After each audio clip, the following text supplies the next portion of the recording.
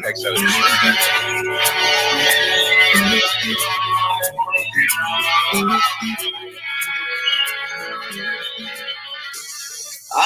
yeah. Hello and welcome to the FGH Radio Show. We listen on Fishbowl Radio, watching us live on the Facebook page, live on the YouTube channel, or listen to us on Apple Podcasts, Spreaker, SoundCloud, or Spotify live, or recorded any way you can afford it, baby. We thank each and every glory hole seeker for tuning in this week. I'm your host, Bo Stevens, and I'm joined here as always by my good buddy Longhorn. Longhorn, what's up, buddy? Hey, cheers, everybody. Good morning. We are FGH. We come to you in these three forms: radio, podcast, and, of course, the Patreon page. It is almost football season. We are ready to rock and roll. We are busting out these divisions one at a time, 1 week at a time, leading up to the kickoff in early September. To put it bluntly, we save you, we make you money during the football season. Think of us as your football stockbrokers out there. If you're getting ready, you're lining up, you're getting your bookies lined up, and you're figuring out how much money you're going to lose this year, how much you can afford to lose. Well, don't do that. Sign up with FGH. The best way is to go to the Patreon page, patreon.com/bet_FGH. Let's win money this year. Let's bust up those bookies this year, because losing sucks. You don't want to be coming around to Halloween, Thanksgiving. You're already busted up, and the rest of the football season is kind of like, well, I guess I'll just cheer for the Cowboys, because that's not going to go well for you. You don't want to do that. At least put some money in your pocket when the Cowboys are losing. That's the way I feel. So, Bo Stevens, I'm excited. Let's finish these divisions and get ready for the football season. All right, boys and girls, before we get into that, we got to talk about our sponsor. It's TexasTelehealth.com. Going to the doctor sucks. You got to schedule an appointment, take time off to work, drive there, and then wait for up to an hour just to see a doctor. Not with my good buddy, Dr. West at TexasTelehealth.com. Just go to the website, schedule your appointment as little as 30 minutes less. You're on the phone with him. He's got you diagnosed. He's got your script written, going to have you feeling better in no time. And the best part is you never have to leave your house or work again. And at TexasTelehealth.com, they treat everything from the common cold, flu, ED, VD, and weight loss too. Get Ozempic, baby, for $119 for a 30-day supply, and your consultation is always free with accepted health insurance. So whether you got a pain that's turning green, a little too much size around your thighs, yellow shit coming out of your nose, lungs, and eyes, go to TexasTelehealth.com right now and tell them that FGH sent you. That is TexasTelehealth.com for all your medical needs. All right, with that out of the way, boys and girls, if you listen to the podcast this week, or if you haven't, go do that, because that's very stupid of you not to have listened. But we'll forgive you, but go now and listen. Not now, but after this, then go listen. But we went over the NFC and AFC West, so we're going to do like a more high-level view of that, obviously. We only have 50 minutes on this program. The podcast is 4 hours and 37 minutes, so definitely go listen. Not that long. Not quite. It feels that long sometimes, but not quite. I think we came in at just under an hour and – yeah, it was actually pretty brisk. It's about an hour and a half. Yeah, something like that. Not bad for going over 8 teams. I'll say they've gotten longer. I'll say that. But anyway, we're going to start with the NFC West, Longhorn. So with those Arizona Cardinals, and I kind of want to go just briefly, just throw this in here. So looking at week 1 spreads, I'm just feeling out the marketplace and seeing where my projections were versus where Vegas was. So week 1, the Cardinals play at the Saints. I had that game projected at Arizona -4.5. Vegas had it at Arizona -3.5. The current market is 6. So although I was closer on the market than Vegas was, we're still pretty far off from what the market is bearing. So obviously everybody is shitting all over those Saints. I don't think it's really Cardinal optimism, but maybe. I definitely am more optimistic on it than the market was to begin with. Longhorn, what do you think about the Cardinals this year? Maybe it's a little bit of both. It could be a little bit of both, but I'm glad that it is going that way, because actually one of my major adjustments from what I had in the summer up until right before we recorded the podcast last week was Arizona bumping them up. So I've got Arizona going 10-7. One of the main reasons is I don't like what's going on with the LA Rams with the Stafford back information. And actually, after we recorded the show last week, the podcast, turns out Stafford got an epidural shot. So I only know that. Yeah, it's a disc issue. He's hopeful for week 1. So. And he's going to be hopeful every single week. Like at this point in his career, with the back, his career's over. and this happens. Like, I mean, he's dealt with this before, but I just don't like it. So if I'm going to drop the Rams, I've got to find another team in this division to kind of, elevate a little bit. I've been high on the Cardinals previously, saying that they're one of the teams that are on the come. So I've just aggressively put them up for right now. Could have been Seattle, but again, I just don't like the quarterback for Seattle. I love the coach, love the roster, but with Arizona specifically, this defense. Let's start with the defense this time. This coach has completely transformed this defense. I love the free agent additions of Calais Campbell, Dalvin Tomlinson, stir up that middle of the defense. Drafted Walter Nolan in the first round out of Ole Miss, one of my favorite D tackles in the draft. He's more of a pass rushing presence in the middle of that line. But you go through their whole roster. They drafted Will Johnson this year in the second round. He fell to the second round out of the cornerback out of Michigan. Reports from camp is that he's just locking people up, including Marvin Harrison, which, take camp reports for what they are. But they've been steadily drafting and doing well over the last 2 or 3 years on that side of the ball. So I look forward to seeing what they can do over there. On the other side, I mean, I don't see any new additions. It's everybody just coming back. Like, but with that said, you got Marvin Harrison Jr., who I just the talk of him having I've even seen some people saying, "Oh, put him on bus watch." This is absolutely ridiculous. He had a very fine rookie year, and I expect that to be even more. If there's any setback with Marvin Harrison, it all has to do with the quarterback. The quarterback has some issues, that have been well documented through the years.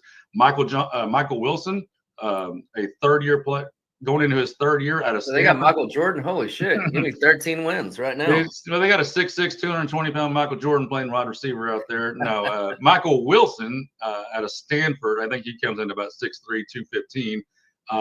Just James Conner at running back. He's getting older. We know he's awesome. But they drafted Trey Benson last year out of Florida State to back him up. So that's a nice little 1-2 punch you got going on there. And obviously Trey McBride, badass tight end. They're ready. Like this team has been building and building. It's all going to come down to can Kyler actually make that next step, settle in, stop playing video games, and devote his time and effort straight to the craft of playing quarterback. It's the common story with all these quarterbacks. Almost all of them have the talent. Do all of them have the mental makeup to figure it out and the work ethic to put in that time? So that's TBD on Kyler. Up to this point, he's lived off just talent alone. That's only going to get you so far. For them to go 10-7, which I'm projecting, he has to take that next mental step in his game, and I'm hoping it happens this year. Yeah, I don't think he's ever going to do that, but I mean, odds are not. From ways looking, it's not. Let's check our streaming. Let's check our video game streaming Discord channel. If he's on there right now, I take back everything I just said. No, but I am high on this team. I'm higher on this team than Vegas is. I just told you I was higher on them on the projection, and both of us were low compared to the market. Again, I think at least half of that's just people poo-pooing the Saints. They've seen the video of Shock throwing the ball in training camp. It's not going well. What's his name? Shuckles. Fuck, I suck. I suck. Yeah, that's his name. If you watch him throw the football in training, it's been really bad. His nickname is I fucking suck Shuck. Yep. It's gonna be a long year for the Saints. He's not even gonna start, by the way. It's looking more and more like it's gonna be Rattler.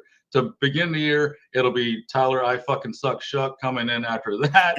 And then, and then bada bing, bada boom, we got the first pick in the draft. Bada bing, bada boom, we got Manning. We got Arch coming home, baby. Even though he ain't coming out, but you can say he's coming out. He ain't coming out. He is. As soon as New Orleans has number 1 pick, he's coming out. Oh, so he's gonna break the trend of all the Mannings? Yeah, I don't care what his grandpa says. He's coming out. Especially to go home and play for New Orleans. He's doing that. Okay. Well, I mean, that's if he's still the number 1 candidate after the year. Let's be honest. Yeah, that could change. He could not be very good. I mean, that's a possibility also. I don't think he's not going to be very good, but he could not be Jesus Christ reincarnated, which is what people here in Texas think that he is. So, and they better fucking hope that he is. They better hope that he is. Week one, they better hope he is when they play Ohio State. You know what's going to be funny? Just a quick sidebar on that. That game is going to get so hyped, and rightfully so, rematch of the Natty, but that game is going to look so weird going further because neither one of those teams are going to be relatively that good. I mean, they're going to be good, but not nearly what they were last year. Both outside the top 100 returning production. They're going to look good versus each other, and whoever wins that's going to get all the hype. But neither one of those teams are going to be a factor, in my opinion, for actually going for the championship this year. So what? Nah. Well, that's a hot take. Can you build that out a little bit more? Let's not just bury that with a 10-second drop. They're both outside of the top 100 returning production. I understand that Texas and Ohio State get 5-star dudes, but they're all brand new. And just take Arch, for example. His entire starting offensive line gone, entire backfield gone, entire receiving corps gone. It's literally just him and a bunch of new dudes. Now, can eventually they come together in jail over the course of a season? Of course they can. That's how college football kind of works. Mm-hmm. But he's going to have to be every bit of football Jesus that everybody thinks that he is. And he might be. I haven't seen any signs that he won't be. But he's going to have to be that for them to actually be contenders this year. So they're going to go to lose in Florida. So that's already going to be a loss. I'm just saying that right now. Just wait for that to hit your car because it's coming. It's Florida money line that week when Texas comes to visit. Mm-hmm. I don't know that they beat LSU. LSU's returning everybody. Now, there's 12 teams that get in the playoffs, so can they still sneak in depending on how everything goes? Maybe, but Alabama's going to be better this year. It's going to be a tough road to hoe. And then you talk about Ohio State real quick. Penn State, they've got everybody back. This is their year. It's their year to go get it. Ohio State hadn't beat Michigan in 2 fucking years. In 2 fucking years, they haven't beat Michigan. They're not going to beat Oregon this year. I like this. I just want to tie a bonus because this is going to get clipped for sure. Bo Cephas, Texas and Ohio State will not be factors at the end of the year when it comes to the playoff run and going to the championship. But that's what you said. So that's they might make the playoffs. Depending on Ohio State's more likely to make the playoffs than Texas is, just because the Big Ten's not as deep, obviously, as the SEC, but 12 teams do make it, but neither one of them are going to be real factors when it comes to like championship time. All right. Yep. Get them, commenters. Get them. Come at me, baby. No, I do like Arizona. I've got them projected at 9 points. 9.35, and their over-under is 8.5. Their market projected points, we talked about this on the podcast. So what I did was you can bet over-under on the points scored for every team in Vegas. Their over-under for points this year is 400.5. Last year, they scored 400 points on the money. So what I did from that was I built out each team's schedule and just posted that to what they're projected to give up. So their points against projection is 395. That's 8.64 wins. I had them scoring quite a bit more than that, 468. That's why I'm higher on them than Vegas is. But also had them giving up 426. So around the balance is not that big of a difference. So the market projection at 8.64. I'm at 9.35. Either way you go, that's over. So 9 wins is their floor. I think 10 wins is probably their ceiling. So I like Longhorns 10-7. I'll probably do a 9-8 officially when we get to it at the end of the year. But if the Rams keep slipping and if that disc keeps slipping in Stafford, I got to go to the 10th win because my numbers say there's an avenue to get there, and the market says that they're going over. So it's definitely at least 9 wins for me for the Cardinals this year. All right, let's fly. We got to fly now. All right, let's fly. Let's fly to those stupid Rams. Their over-under is 9.5. Real quick, who are they playing week 1? I know I was off on this one because I was way lower on the Rams than what the market had. Who are they playing week 1? Sorry. The Bad News Bears. Texans. Oh. So I had that as a pick 'em. Vegas had it Rams minus 3.5. It's currently Rams minus 2.5. So Vegas is obviously better on that one than I was. But again, I was lower on the Rams to begin with. So I knew this is one of those teams early on that I'm probably not going to be betting on or against because my numbers just don't match up to where the market's at. But Longhorn, what do you got on the Rams? Yeah, again, this is just a team I was really high on in the summer. I put them out on our Patreon page as a Super Bowl ticket. I put several out at the Patreon page, so be sure to go over there and check out those. Those are still for free, and they're not behind a paywall as of yet, but I got them at plus 2,600 in the summer to win the Super Bowl. obviously cooling on that, much to do with everything to do with the Stafford back situation. If it wasn't for that and the Jalen Ramsey, the fact they didn't pull the trigger on Jalen Ramsey, that kind of, I don't know. I was kind of dead set on that happening, and they didn't make that work. It just, when you look at the Rams defense, it's got a lot of really good young up and coming players. I think it's missing that, just that veteran, that glue piece that holds it all together. And I really like young defensive rosters, but I like there to be one or two solid veterans that can kind of lead the way. They missed out on that. I didn't like it.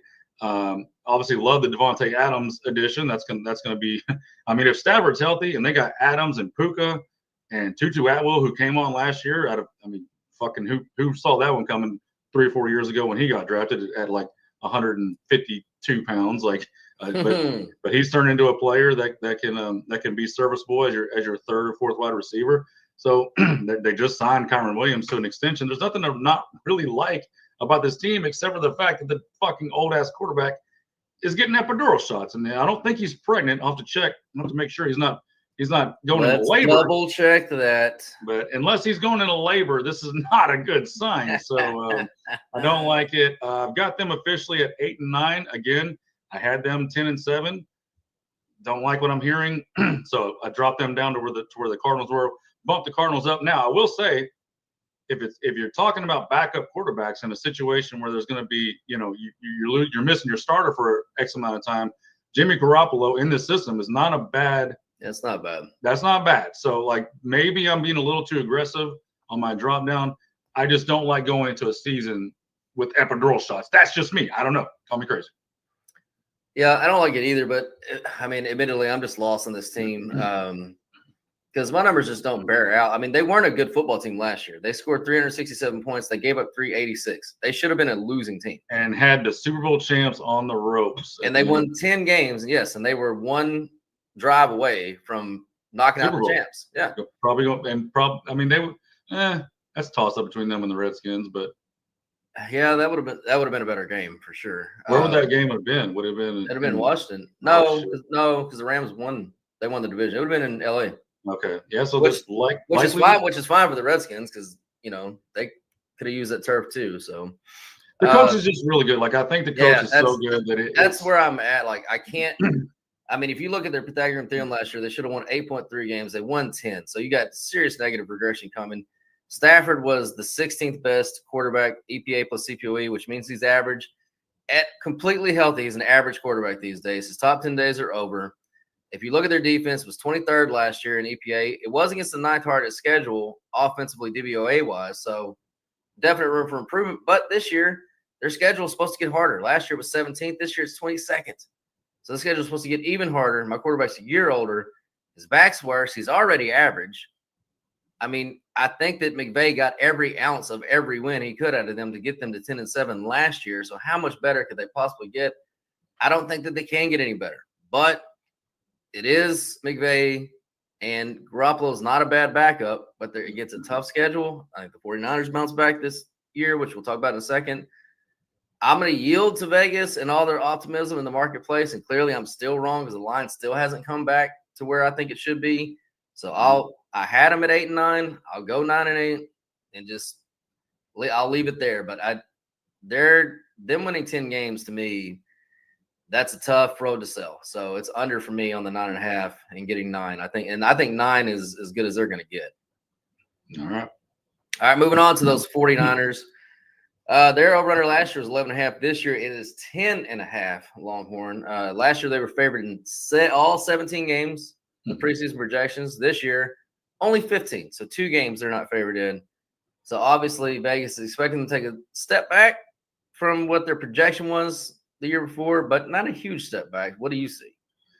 Well, I see a couple things. Number one, I see a quarterback that is this is his chance to kind of take over, become that the leader of this team, and like the reason that they're going to win games, not just the bus driver. I've got them going 12-5, a lot because of the schedule just being, just garbage. Basically, I think you said it's the easiest schedule in the NFL. Yeah. So now the long shot bet, sure to go wrong. I put out was Brock Purdy 28-1 MVP just simply because they could possibly have the best record in this conference and a number one seed. And if they do that, Purdy's going to put up some nice numbers. Saleh coming in on that defense, man. I hope he's got some black magic in his bag because it's brown magic, sir. Sure. But point being, he's going to have to take a nice mix. I just talked about a nice mix of young and old.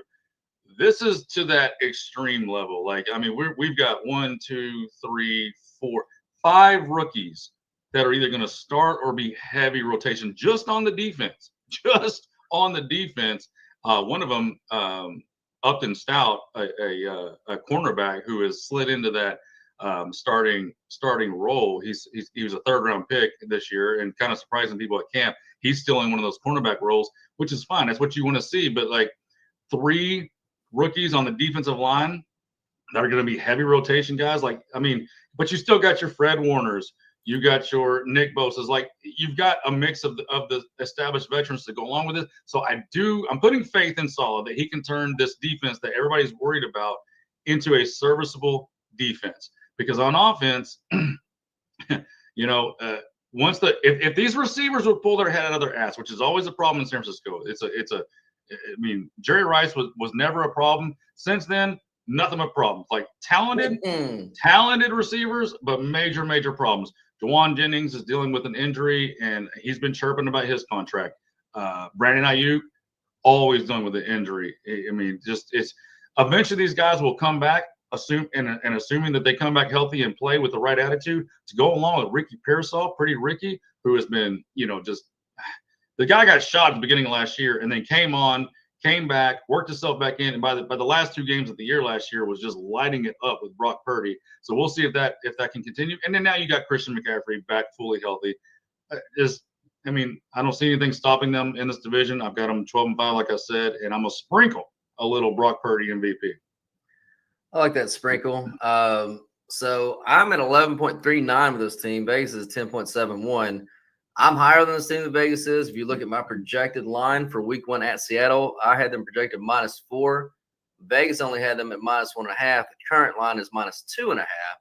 So moving closer to me and away from Vegas's initial projection. So the market is starting to come around to where I had them projected at. I don't think it gets to 4 since we're at 2.5 currently. I don't think it gets past 3, but that's fine. I'll take San Francisco with the 2.5.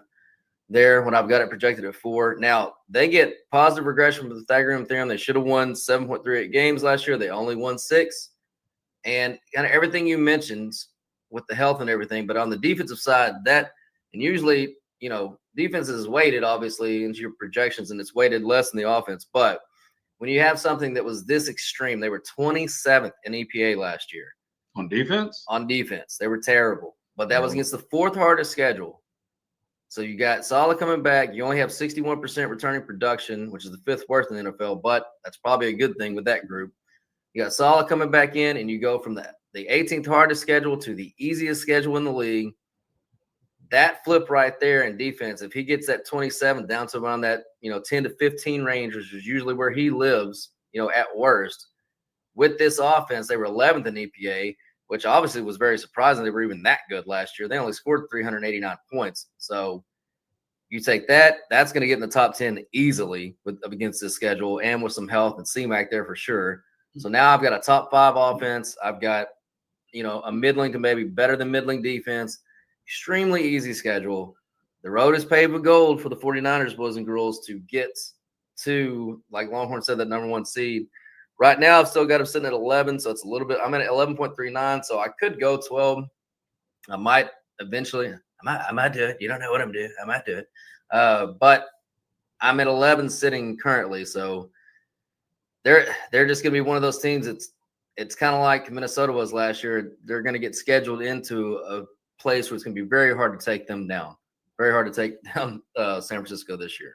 Yeah, and one last thing, Shanny's history. If you look – the only other season in San Francisco where he didn't win double-digit games, the very next year bounced right back to double-digit wins. So he doesn't have a history of lulls in San Fran. It's an injury thing, and then bam, he's right back to it. So I get one of the best coaches in the league. He gets a key member of his staff back. It's a great program. It's a great organization. It's going to be a big bounce back year for San Fran this year. And I love, just last thing on them, I love the rookies that they brought in on defense. Michael Williams, first round defensive end, Georgia. CJ West and Alfred Collins, 2 defensive tackles out of Indiana and Texas. Like, I mean, rarely do you see teams load up. Like, they basically are just here. These are our 2. This is our nose tackle and 3 tech defensive tackles pair right here as rookies. Get out there and start making plays. And obviously, I talked about Upton Stout and then Nick Martin, the rookie out of Oklahoma State linebacker. Like, they gave him pieces. Let's just say that they gave Saul plenty of pieces to work with, and he's a really good defensive coordinator. So go make some magic. Yeah, I believe in him. All right, moving on to their Week 1 opponent, the Seattle Seahawks, last team in the NFC West here. Last year they won 10 games. They're over under 7.5. Vegas said, "Man, that's so awesome. We'll move your over under all the way to 7.5." So it's the same as it was last year. Last year they were favored in 5 games. Preseason look ahead. This year 7. So a tick up. But Longhorn, do you see much going on with Seattle? Can they repeat that 10-win performance from last year? So you talk about a team that I don't you talk about black magic. How the fuck did this team win 10 games last year? Like, no clue. I'm so torn on this team. I've been talking about all summer how this team I just can't seem to quite figure out, and it's because of the imbalance between a roster that I really like, and I'm a roster whore, love the roster. I like the coach last year, and then seeing what he did. Like, I mean, how do you not love this coach, especially what he's doing on the defensive side of the ball? So I love the roster, love the coach, hate the fucking quarterback. Hey, like, I mean, I'm not a big Geno Smith fan of who they had last year, but I love him exponentially more than I do Sam Icy Ghost Darnold. Like, you know, and of course, Darnold's coming off that 14-win season or whatever they had last year in Minnesota. Raise your hand if you think he can go and do that again somewhere else. I don't see any hands out there. No one thinks he's going to go repeat that. So, you know, so just for me, I've got them 7-10, which just feels, I feel like this team is going to make me look so stupid. I just know they are at putting them at 7-10, but I don't know what else to do because I don't believe in the quarterback at all. I still have questions on the offensive line, and that compounds when you have a quarterback like Sam Darnold. Sam Darnold had protection last year in Minnesota. He had weapons last year in Minnesota. He had an offensive-minded coach last year in Minnesota. He has none of those things this year. Okay, Cooper Kupp, I don't know. Is he good? And he's got a rookie right behind him that everybody wants to see immediately. Oh, yeah, and that's another thing is Jalen. Is it Jalen Milroe? Is that his first name? Yes. Yeah. So he's been looking good in camp. They're certainly going to have packages for him, you know, coming up this year. You know, again, I'm just torn on this one. I don't know what to do with them. Although I can tell you this, though. I don't know what to do with my hands right now. I can tell you this: they're gonna mollywop some fucking people on defense. No one wants to play this team just because of the defense. I can promise you that they're coming to hit you. They are big, strong, and fast. And this defensive coach is going to have, you know, he's second year coming from Baltimore. He's going to have more twists on what he can do with these players. So they might not win a lot of games, but no one's going in there with an easy win. I can promise you that. Yeah. So this team is one of those ones that I'm spot on with Vegas. So that's how I know where I was off on the line was all my higher projection on San Fran and nothing to do with Seattle. Because if you add the entire projected spread up for 17 games, I've got them projected a total of +8, which means all games considered, they get 8 points for 17 games.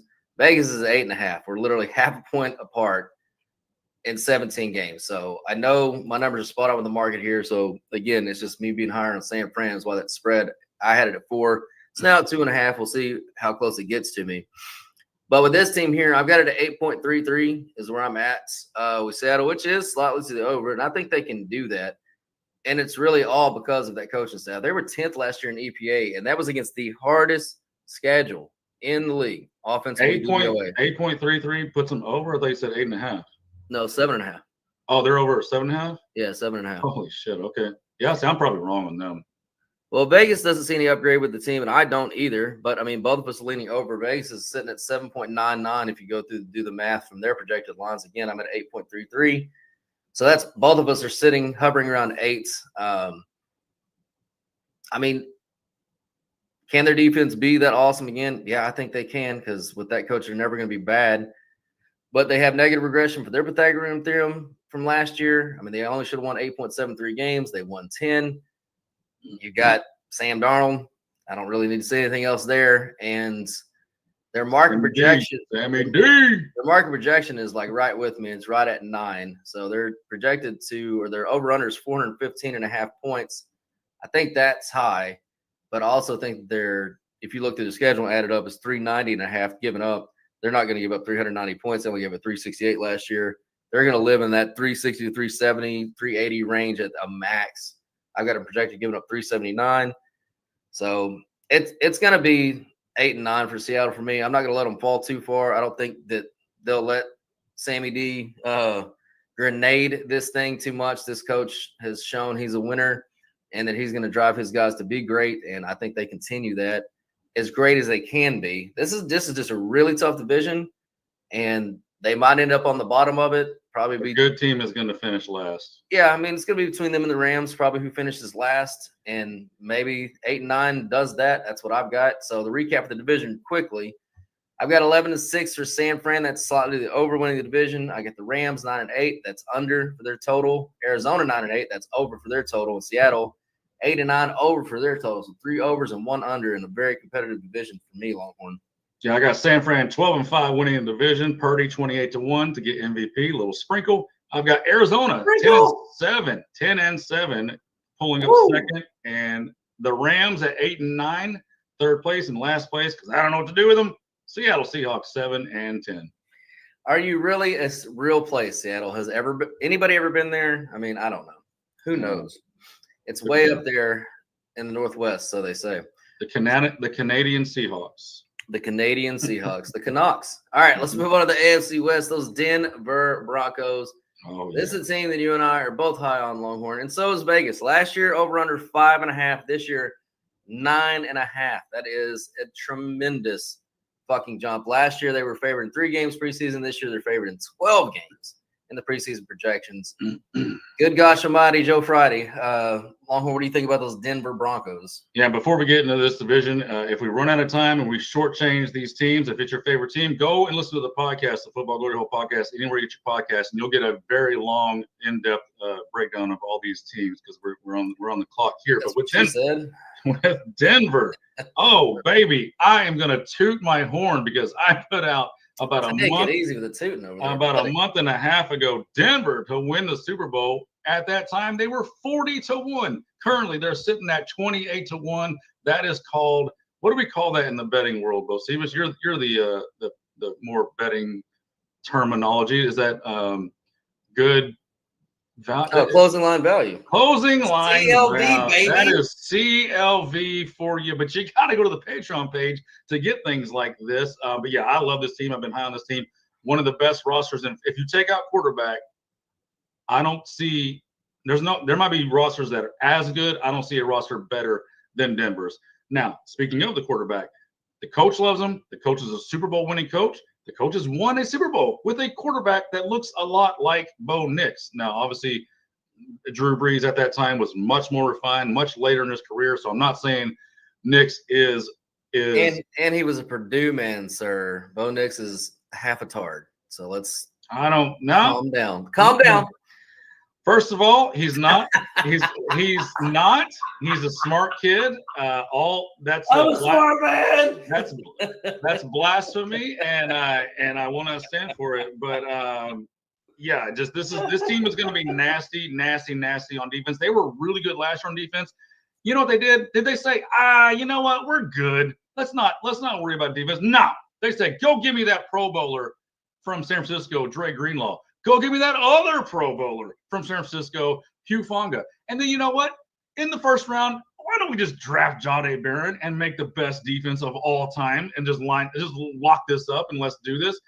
There's nothing to not like about this team. There's nothing to not like about the coach and where they're going. You can take your shots at the quarterback, and that's perfectly fine because he is an unknown going into the second year. We talked about the sophomore slump, but you show me the sophomore slump with an offensive genius coach for a quarterback, and I'll say maybe you got something, but you don't usually get major sophomore slumps from a quarterback with a great great Hall of Fame type offensive minded coach.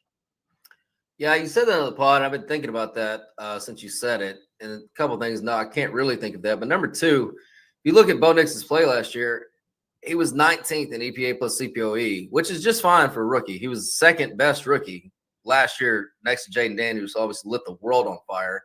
No shame coming in second to that guy. Of course, they were pretty far apart. But it also got me thinking, you can't really slump from 19th.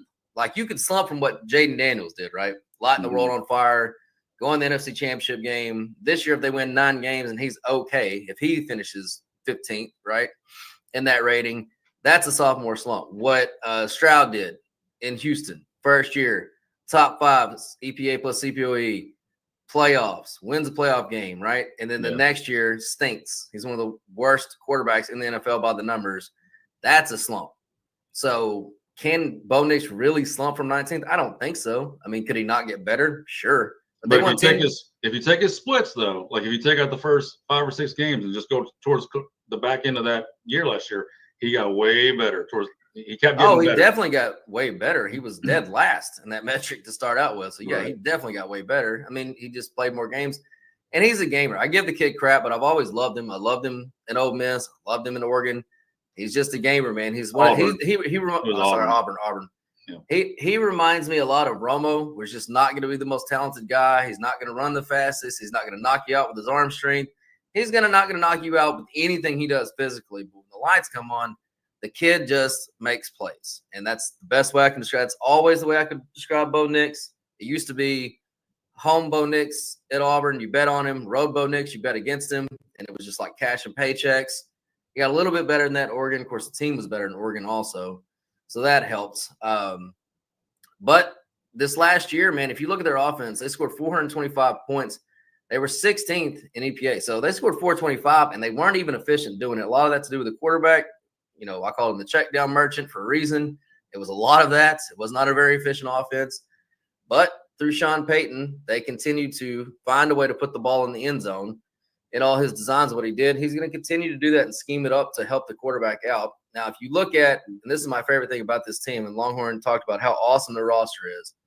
Well, I started tracking returning production in the NFL starting this year. I've been doing it in college. It's a major thing in college. I'm going to see what it means in the NFL. I don't really know if I'm being transparent, but they're the number 1 returning production team on both sides of the ball. They returned 85.2% production on offense.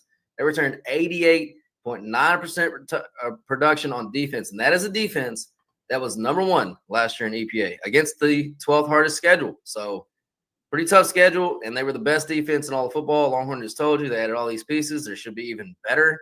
I don't know how you get better than the best, but somehow they're going to do it.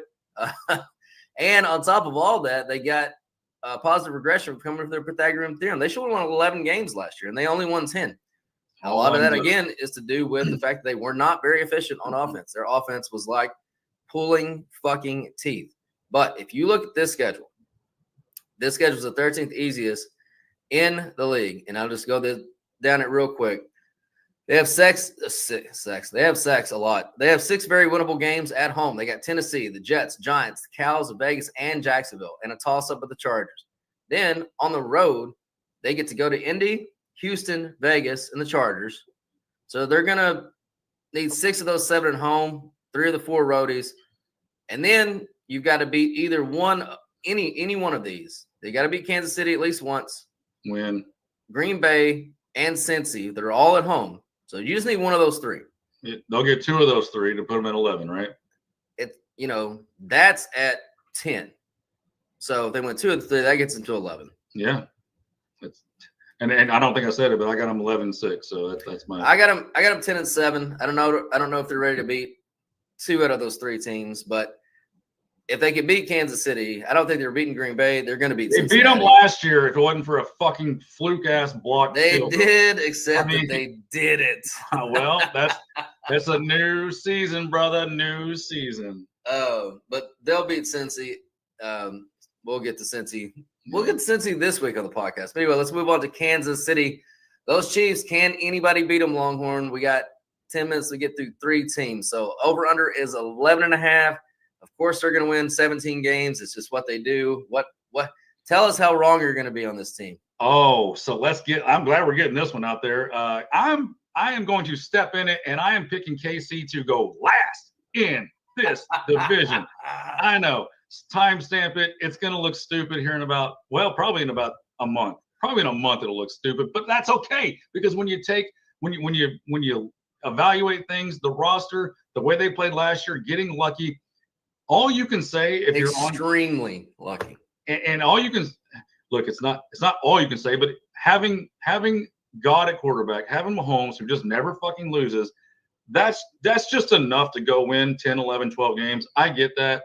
But at some point, the way the roster actually looks and the way they actually play has to catch up with them at some point. Am I trying to catch a falling knife? Yeah. Does that work? No. That's not where you want to be. But I'm rating off what I see on rosters, and I just don't like the roster that much. They got major problems in the secondary that no one's really talking about. Like, I think this is going to be a major, major issue for this team in the secondary. We know that Rashid Rice is going to get suspended. I heard 8 to 10 actually rumors the other day, Bocephus. He has to be. He's going to jail. People have gotten 4 games. He ain't going to jail. He ain't going to jail. He's an NFL rich player. He ain't going to jail. But he got sentenced. No, he got sentenced. Yeah, he won't spend time behind bar. But let's not bog down on that, because like rich people don't go to jail. But rich people don't write checks. Rich people don't write checks, and they don't go to jail. But that being said, Hollywood Brown is already dealing with an injury. Like, they're going to have issues at receiver again. Travis Kelce's getting fat and just whatever he is at this point. Let's not talk about Mr. Pfizer too much, but I'm down on them. Now, here's the caveat to what I say about them finishing last. I do have them going 9-8, tying with the Raiders record-wise at 9-8. Technicality get him to last, and if this hits, then this will go down as the most legendary fucking call of all time. And if it doesn't, I'll delete it. Yeah. I got them going 11-6 just to save some time. There's 2 things for me. One, they won 15 games last year. The Pythagorean theorem said they should have won 9.6. It's one of the most lopsided regressions coming their way. Yes, they do have God at quarterback, and that's how you win 15 games when you're only supposed to win 9. Yeah. It does happen. However, their strength of schedule last year was 12th easiest. This year, 6th hardest. So schedule gets a lot tougher. Their defense faded hard down there. They were top 5 for a good 3/4 of the season. Ended up 15th in EPA. So, and that was against a 17th hardest schedule. So basically an average schedule. Now they do return to 81.5% of production on there, but I mean, they were basically ended up an average defense. Now, I'm not going to go less than 11 wins, which that still is slightly to the under. It's 11.5.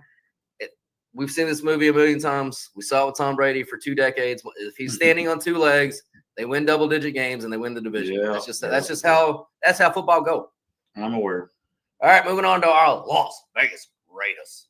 The Raiders last year over under 7. This year, 7. But last year they only favored in 2 games. This year favored in 4. Vegas expect them to be twice as nice, baby. And last year they only won 4. Does that mean they win 8 this year, Longhorn? Well, it means they're going to win 9, because that's what I'm putting, man. Here's my long shot bet, sure to go wrong.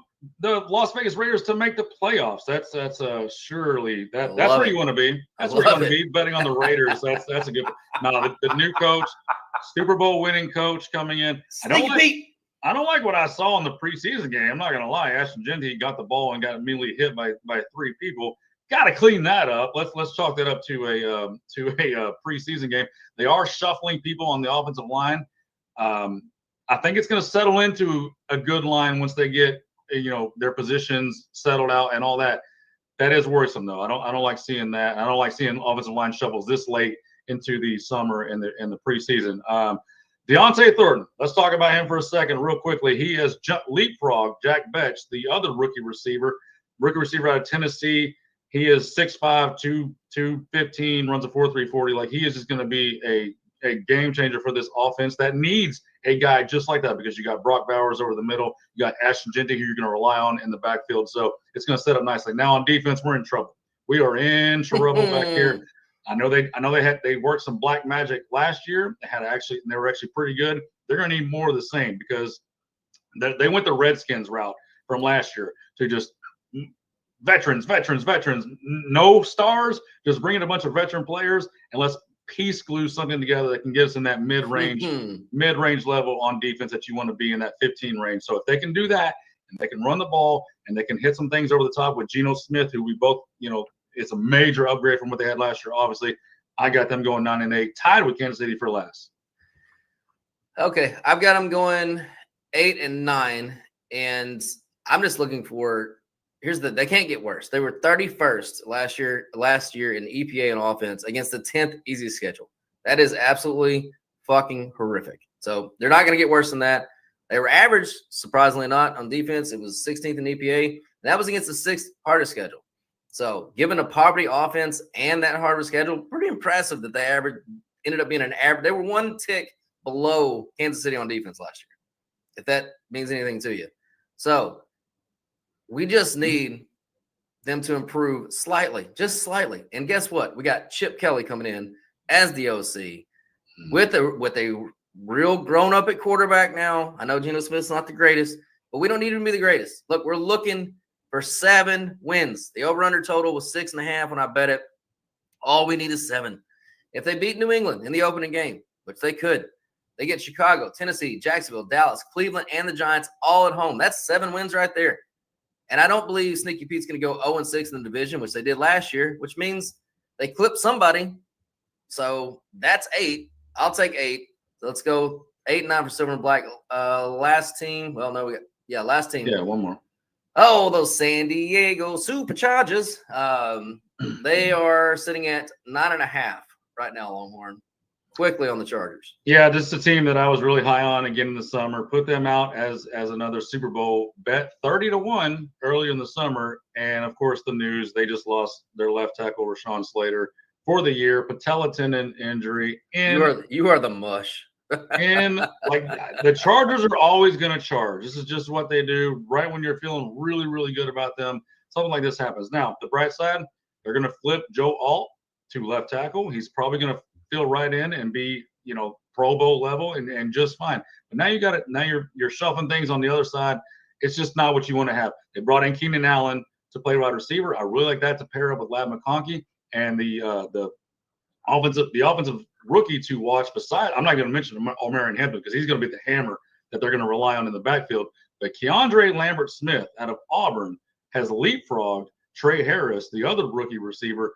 So that's going to be a nice little battle between those two to see who can steal those reps at third wide receiver.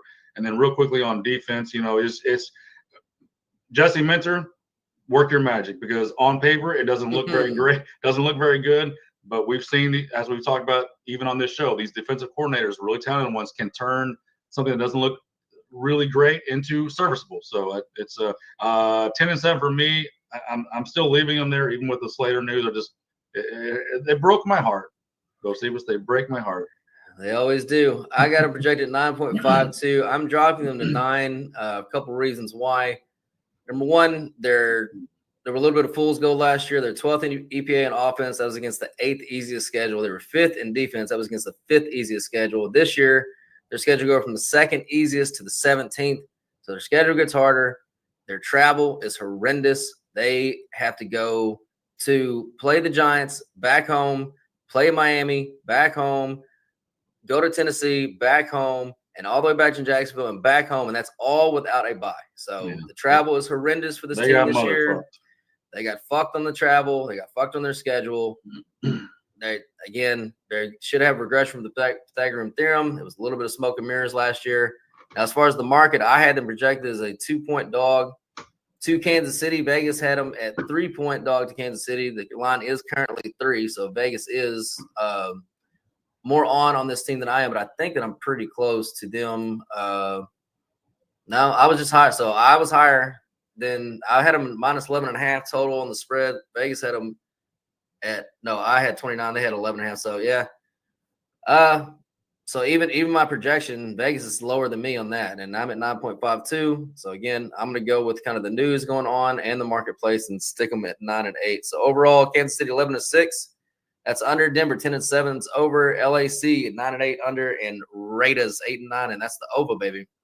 All right, I got Denver 11-6, Chargers 10-7, KC and Vegas at 9-8, with KC finishing last on a technicality. So that's going to wrap it up for this show. If you want a more in-depth look, go to our podcast, Football Glory Hole Podcast, and check that out. Of course, the Patreon page, patreon.com/bet_FGH. People, stop throwing away your hard-earned money in the guessing game. Let the pros do the heavy lifting.